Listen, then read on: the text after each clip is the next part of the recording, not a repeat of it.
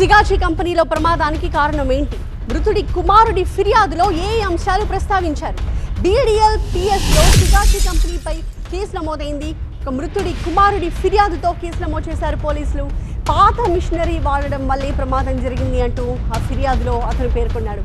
కంపెనీలో పాత మిషనరీ వాడుతున్నారు అంటూ తన తండ్రి చాలాసార్లు తనకు చెప్పారు అన్న విషయాన్ని సాయి యశ్వంత్ చెప్తున్నాడు.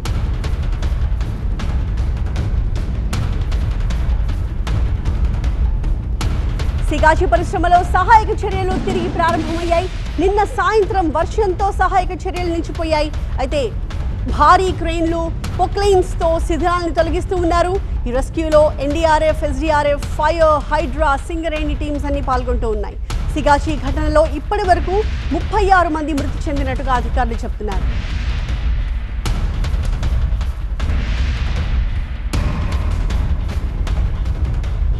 మరొక వైపు మృతుల సంఖ్యకి సంబంధించి అనేక అనుమానాలు వ్యక్తమవుతూ ఉన్నాయి. ఎంతమంది ఈ ప్రమాదం కారణంగా ప్రాణాలు వదిలారు అన్నదానికి సంబంధించి ఒక ఖచ్చితమైన నెంబర్ తెలియట్లేదు.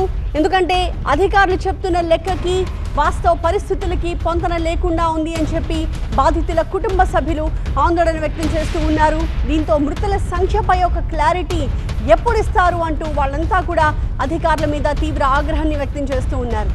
ఇంకొక వైపు శిథిలాల తొలగింపు ప్రక్రియ మళ్ళీ ఇవాళ కూడా స్టార్ట్ అయింది. నిన్నంతా కూడా వర్షం కారణంగా అక్కడ తొలగింపు కాస్త మందకొడిగా సాగింది.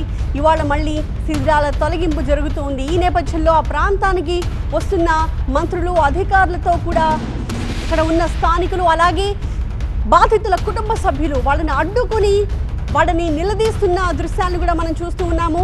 మంత్రి దామోదర రాజనరసింహని కూడా అక్కడ స్థానికులంతా, మహిళలు అడ్డుకుని ప్రశ్నిస్తున్న దృశ్యాలు కూడా మనకు కనిపిస్తూ ఉన్నాయి.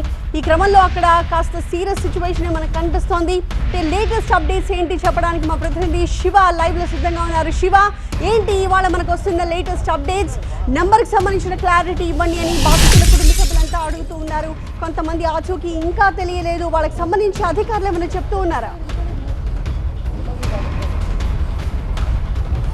సో మొత్తంగా అయితే ఉదయం నుంచి కూడా ఇక్కడ స్వల్ప ఉద్రిక్త వాతావరణం అయితే కనిపిస్తుంది. ఎందుకంటే నిన్నటి నుంచి కూడా బాధితులంతా కూడా కంపెనీ వద్దకు లైన్ కడుతున్నారు తమ వారి కోసము. ఇప్పటికి కూడా నౌ స్టిల్ కూడా ఇంకా బాధితులు అయితే ఉన్నారు. అయితే కాసేపటి క్రితమే మంత్రి దామోదర రాజనరసింహ ఇక్కడికి రావడం జరిగింది. ఇక్కడికి వస్తున్న క్రమంలోనే ఆయన వెహికల్ని అడ్డుకొని తమ వారికి సంగతి చెప్పాలంటూ కూడా అతను నిలదీసిన పరిస్థితి. అయితే మంత్రి వారితో మాట్లాడుతూ సముదాయించి లోపలికి తీసుకెళ్లారు.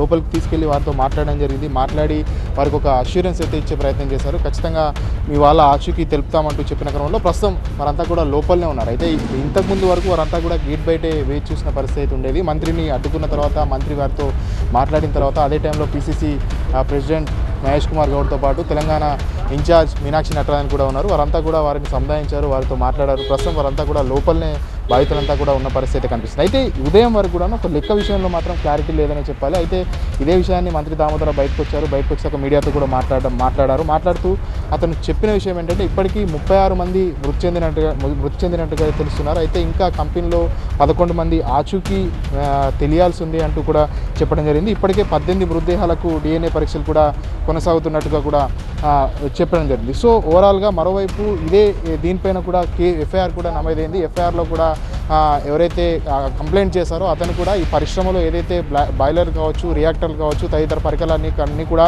కాలపరిమితి చెందినే వాడుతున్నారు కాబట్టి ఇట్లాంటి ప్రమాదాలు జరుగుతున్నాయంటూ కూడా FIRలో అతను కేసు పెట్టడం జరిగింది. ఆ FIR కాపీ కూడా ఇంతకుముందు బయట కూడా రావడం జరిగింది. సో ఖచ్చితంగా కంపెనీ యాజమాన్యం మీద చర్యలు తీసుకోవాలంటూ కూడా బాధితులంతా కూడా డిమాండ్ చేస్తున్న పరిస్థితి కనిపిస్తుంది. Right, thank you Shiva Teja.